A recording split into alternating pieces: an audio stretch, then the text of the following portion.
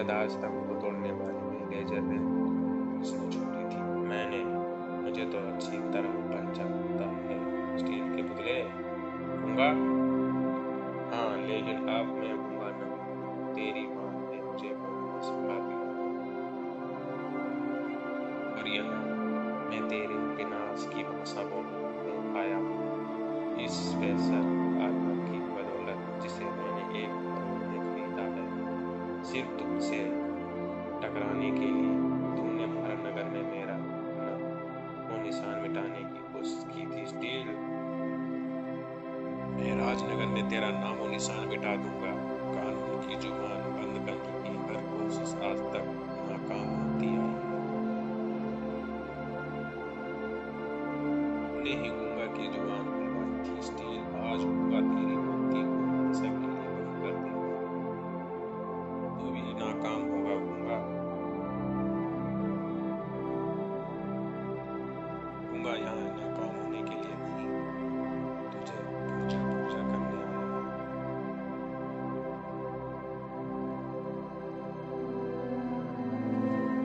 जब तक ऐसा नहीं हो जाएगा तब तक गूंगा वापस नहीं लौटेगा। अपराधी कितना भी शक्तिशाली सही गूंगा, लेकिन कानून हमेशा ही उस पर भारी पड़ता है। जुर्म और कानून की लड़ाई में जीत हमेशा कानून की ही होती है। स्टील का व्यवहार गूंगा के लिए निसंदेह ही घातक साबित होता अगर तभी ना उठती वह आवाज। रुक जाओ स्टील, अब अगर तुमने सर गूंगा पर एक भी बार किया तो इस छोकरे को भेजा हवा में छितरा हुआ नजर आएगा। इसी के साथ उस पर एक बार फिर हावी होता चला। अब एंजिल उठे के उठे ही रह गए स्टील के हाथ। कानून को सदा अपने कदमों तले बांधा है गूंगा ने।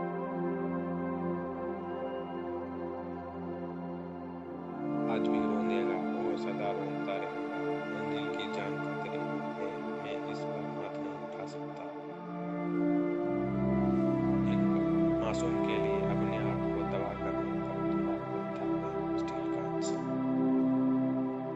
और शायद वे तबाह हो भी जाता अगर तभी बता वरन सायरनों की चीख पुकार से ना गूंज उठता। पुलिस की गाड़ियां इधर ही आ रही, सर अब एक पल भी यहाँ ठहरना हमारे लिए ठीक ना रहेगा। कानून की बुलंद इमारत को आज मैंने राजनगर में मिला दिया है। इस बच्चे को जिंदा देखना चाहता है तो मेरी फाइल के साथ भारत नगर आ जाओ। डीएल के कनिस्तर अपने साथियों के साथ तुरंत ही वहां से भाग लिया गूंगा। स्टील को बेबस और एसआई छोड़कर पुलिस के साथ ही अनीस भी वहां पहुंचा था। अमर तड़प कर अपने यार तक पहुंचा गया। मेरे यार, मेरे भाई, तेरी हिम्मत किसने की? वो एंजिल को उठाकर ले गया। अनीस, मुझे मेरे पैरों पर खड़ा कर। अनीस, मुझे एंजिल को वापस ले जाना है। जल्द ही अपने आविष्कार को दोबारा पैरों पर खड़ा करने में जुटा हुआ था। अनीस, जल्दी कर अनीस, जल्दी कर, मुझे एंजिल को बचाने भारत नगर जाना है। ऐसी हालत में भी उसे चिंता थी। अगर एंजिल को कुछ हो गया तो मैं अपने आप को कभी माफ नहीं कर पाऊंगा। अनीस की अथक मेहनत का परिणाम जल्दी ही सामने आया। एंजिल को आज शाम तक सही सलामत वापस ले आऊंगा। अगर एंजिल को वापस ना ला पाया तो गूंगा की जुर्म की दुनिया में आग लगा दूंगा और खुद भी उसमें जल मरूंगा। उस मासूम के लिए जिसके प्यार ने उसे महसूस कराया था कि वो मात्र स्टील का पुतला ही नहीं है, इंसान भी है। उसके शरीर में स्टील के पुर्जे और कंप्यूटर की इंसानियत है।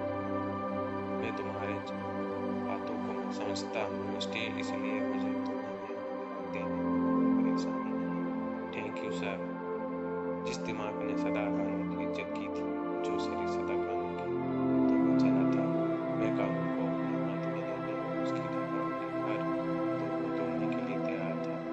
फाइल को बड़ी हिफाजत से भारतनगर से लाया था और उसी को वापस भारतनगर ले जा रहा था, उस मासूम के लिए जो गूंगा के शिकंजे में था।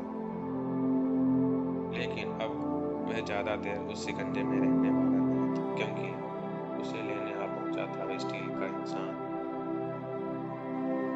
यकीन था तुम फाइल लेकर जरूर, और तब गूंगा का वह सी ठहका, मुझे अंदर आने दो, मैं फाइल लेकर एंजल को यहाँ से ले जाना चाहता हूँ। फाइल मुझे मिल चुकी है स्टील, लेकिन एंजल तुझे इतनी आसानी से नहीं मिलने वाली, उसके लिए तुझे थोड़ी मेहनत करनी होगी। मैं अंदर आने की कोई जरूरत नहीं है, स्टील फाइल मेरे हाथ में मौजूद है, थोड़ी ही देर बाद एंजल तुम तक पहुँच जाएगी। स्टील ने फाइल के आदमी को दे दी, जो उसे लेकर तुरंत ही वहां से चला गया। ध्यान से सुन स्टील के पुतले, इस समय वह लड़का जहां मौजूद है वहां उसके पास मौत भी मौजूद है, जो अब से ठीक 20 मिनट बाद उसे अपनी आगोश में लेगी। और वह बच्चा और मौत कहाँ है, यह बात सिर्फ मैं जानता हूँ। इसलिए 20 मिनट से पहले तुझे मुझ तक पहुंचना होगा और मुझसे उस बच्चे का पता हासिल करना होगा। एक बात तुझे गूंगा की जुबान थी, लेकिन मेरा दावा है कि इस बार तू मुझ तक पहुंचकर ऐसा नहीं कर सके, क्योंकि जो रास्ता मुझ तक पहुंचता है वह तेरे विनाश का रास्ता है। विनाश क्या, आज अगर खुद शैतान भी था तो मैं भी मुझे तुझ तक पहुंचने से नहीं रोक सकता। जबकि गूंगा ने उसे अपने तक न पहुंचने देने की पूरी तैयारी कर रखी थी, वो टीले रास्ते की हर बाबा को उठाकर गूंगा तक पहुंचने की ठान ली थी। जैसे सिंक में वो मुर्गा टंगा होता है, वैसे ही थोड़ी देर बाद तुम उसे टंगा होगा। स्टील यहाँ खुद नष्ट हो गई, बल्कि तुम्हारी अपराध की कारी दुनिया को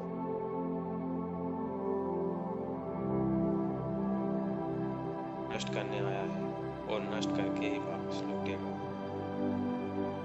अपने एंजल के साथ। तो उस लड़के के साथ राज के पास जाने के सिवा और कहीं नहीं जा सकता। और एक बार फिर स्टील उसे अपने रास्ते से हटाने में जुट गया। एक बार फिर मुसीबत स्टील के सामने थी, और एक बार फिर सफल हुआ, और एक बार फिर आगे बढ़ा। हा, बढ़ आगे बढ़ स्टील, और मुझ तक पहुंचकर दिखा। गूंगा की तरफ बढ़ते स्टील के कदम अचानक ठिठक गए। दूसरे ही पल अपने कदमों को स्टील अगर वापस नहीं खींच लेता तो लकड़ी के फर्श के साथ साथ उस कुंड में जा गिरता जिसमें भरा था बोलता तेजाब। ओह, मेरे सामने तेजाब के कुंड पर लकड़ी का फर्श मैंने इसलिए बिछाया था कि जैसे ही तू आगे बढ़ेगा लकड़ी का फर्श तेरे भारी वजन से उठकर तेजाब में गिरकर तेरे सामने आ जाए। और तू बड़ा खुशकिस्मत निकला, वैसे तेरा रास्ता तो रुक ही गया। इस बढ़ते तेजाब के कुंड को पार करके मेरे पास पहुंचना तेरे बस की बात नहीं, इसलिए वहीं खड़ा अपने कदमों को तेज कर ताकि तुझे एंजल की आखिरी चीख साफ सुनाई दे। जरूर नहीं है होगा, क्योंकि 20 मिनट गुजरने में अभी 5 मिनट बाकी हैं, जबकि मुझे इस मजबूत और भारी की सहायता से तेजाब के इस कुंड को पार करने के लिए सिर्फ 5 सेकंड चाहिए। वो जिसमें जरा सी चूक उसे की तरह पिघला सकती थी, लेकिन एंजल के लिए जोखिम उठाने के लिए तैयार था। स्टील का लोहे के उस खंभे को तेजाब के कुंड पर रखकर उस पर किसी कुशल नट की भांति चलकर स्टील ने एक ऐसा जोखिम भरा काम किया था कि ध्यान का था स्टील तेरे द्वारा फैलाई गई सारी मुश्किलों के जाल खुल चुके हैं। अब तेरी जुबान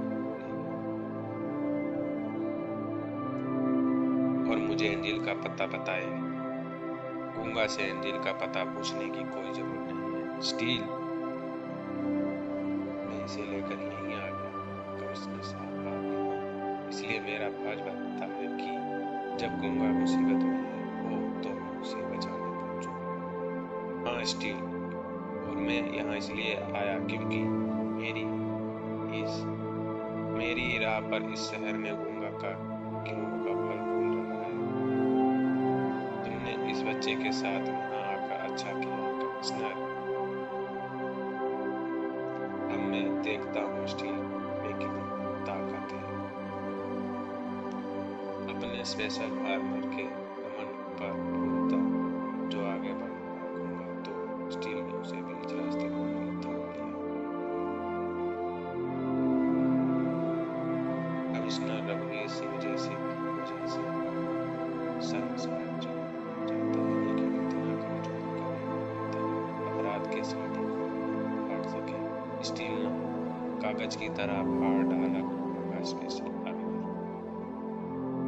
उम्मीद है इस बार से तुम्हें कानून की ताकत का अंदाजा हो जाएगा। प्रचंड वेग से गूंगा के चेहरे से टकराई स्टील की मुस्कान की चेतना छीन ली।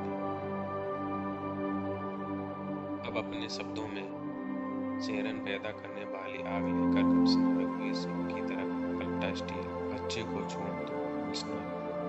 नहीं तो तुम आगे मत बढ़ो। नहीं तो मैं बच्चे को गोली मार दूंगा। कानून से बहुत खेल चुके कमिश्नर, अब आराम करो। कमिश्नर को बेहोश करने वाला था इंस्पेक्टर कतली। स्टील ने आगे बढ़कर गोल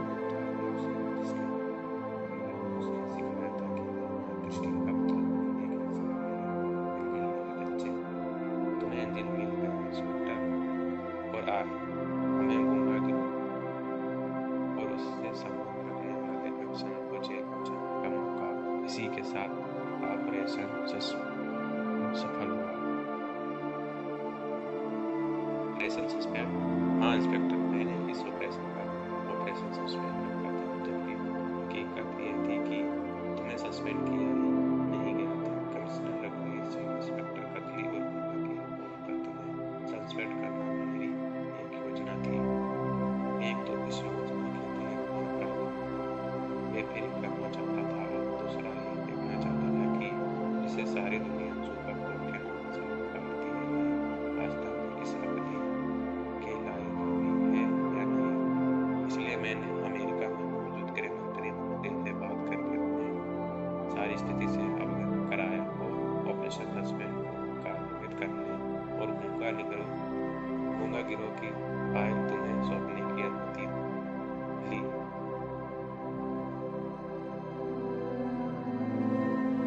मैं जानता था अगर ऑपरेशन सस्पेंड सफल हो गया तो फिर उस फाइल की कोई जरूरत नहीं, क्योंकि तब गूंगा गिरोह और उससे जुड़े सारे अपराधी कानून की गिरफ्त में। और ऐसा ही मुझे माफ कर दीजिए सर, इन्होंने मेरे बच्चे का किडनैप कर लिया था, इसलिए मैं स्टील के खिलाफ गवाही देने को तैयार। Don't mind inspector. एक बार फिर स्टील की तरफ पलटे कमिश्नर पटेल। मुझे